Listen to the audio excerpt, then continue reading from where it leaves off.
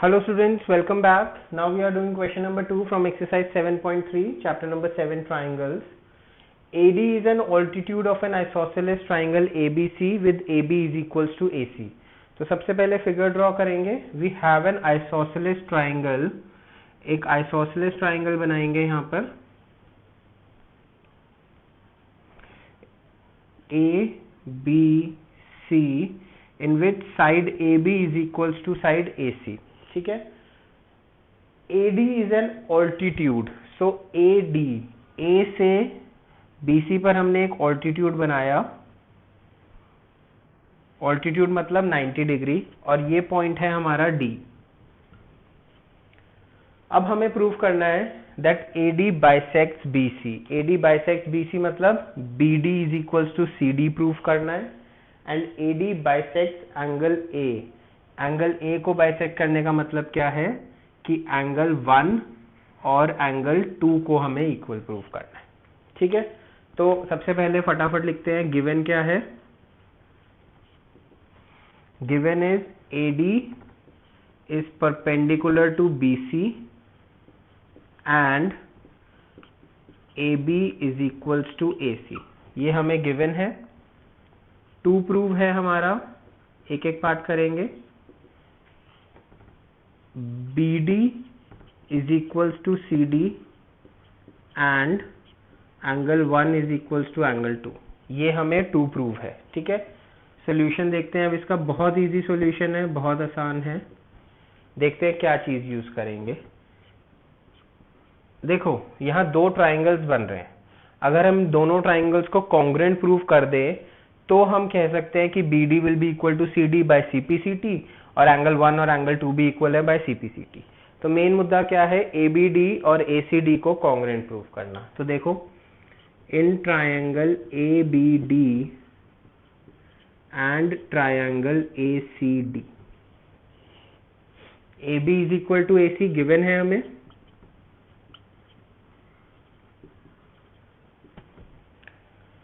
AD is equals to AD common है और angle ADB will be equals to angle ADC is equals to 90 degrees each. क्यों? क्योंकि AD is perpendicular to BC है. ठीक है. अब देखो क्या बन रहा है. Side and angle. ऐसे कोई प्रॉपर्टी होती है? नहीं होती. फिर कैसे होगा ये कॉन्ग्रुएंट? और तो कुछ हमें दिया नहीं हुआ. ये कॉन्ग्रुएंट होगा बाय RHS रूल. कैसे? This is our right angle triangle R. 90 degree है क्योंकि AB और AC हमारा बन जाएगा हाइपोटेन्यूज H और AD and AD will become a common side S. तो right angle, hypotenuse and one side. तो by RHS therefore triangle ABD is congruent to triangle ACD by RHS criteria. ठीक है. किस criteria से ये दोनों congruent हो गए? By RHS criteria. अब अगर ये दोनों कॉन्ग्रुएंट हो गए therefore BD will be equal to CD by CPCT, that is corresponding parts of congruent triangles, और angle 1 is equals to angle 2 again by CPCT. ठीक है.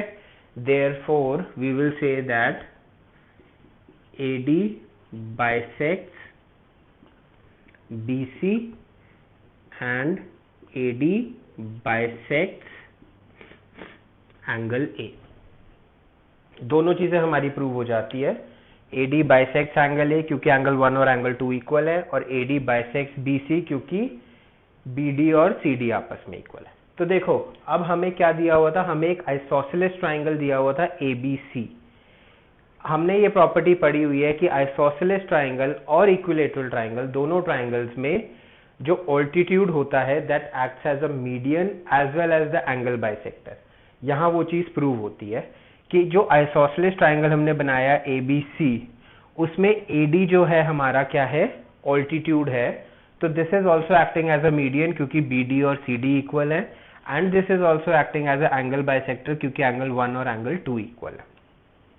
इसी तरह से अगर हमें ये दिया जाता कि this is a median not altitude, तो हम ये प्रूव कर सकते थे कि ये 90 डिग्री के एंगल्स हैं और ये एंगल बाइसेक्टर है बाय ट्रिपल एस। कैसे? AB और AC इक्वल होते, AD कॉमन होता, और क्योंकि ये मीडियन था तो BD और CD इक्वल होते। तो बाय ट्रिपल एस हम ये भी प्रूव कर सकते हैं कि ये दोनों ट्राइंगल्स कॉन्ग्रुएंट है, और अगर ये दोनों ट्राइंगल्स कॉन्ग्रुएंट है तो ये वाला एंगल और ये वाला एंगल इक्वल होंगे और 90 डिग्री के होंगे क्योंकि ये लीनियर पेयर बना रहा है, और एंगल 1 और एंगल 2 भी इक्वल होंगे बाय CPCT। ठीक है, तो आइसोसेलेस ट्राइंगल की जो प्रॉपर्टीज है उनको हम यूजिंग कॉन्ग्रुएंस क्राइटेरिया हम आराम से प्रूव कर सकते हैं। तो अगर ऑल्टीट्यूड दिया हुआ है तो हमने कर ही लिया क्वेश्चन, अगर मीडियन दिया हुआ है तो भी आप उस क्वेश्चन को बड़े आसानी से कर सकते हैं, और अगर एंगल बाइसेक्टर दिया हुआ है तो भी कर सकते हैं। एंगल 1 और एंगल 2 इक्वल दिए हुए हैं, AB और AC इक्वल दिए हुए हैं, एंड AD इज कॉमन, तो अगेन बाय SAS दोनों ट्राइंगल्स कॉन्ग्रुएंट हो जाते हैं। मेन मुद्दा क्या है? दोनों ट्राइंगल्स को कॉन्ग्रुएंट करना। अगर ऑल्टीट्यूड्स गिवन है तो बाय RHS क्राइटेरिया, अगर मीडियन गिवन है तो बाय ट्रिपल एस क्राइटेरिया, और अगर एंगल बाइसेक्टर गिवन है तो बाय SAS क्राइटेरिया। ठीक है, तो एक ही क्वेश्चन से 3 डिफरेंट वैरायटी ऑफ क्वेश्चंस निकल के आती है। ऑलराइट, नाउ आई होप कि आप ये तीनों क्वेश्चंस को आराम से अटेम्प्ट कर पाएंगे। फिलहाल आप क्वेश्चन नंबर 2 करिए, and we'll be doing further questions in a further video.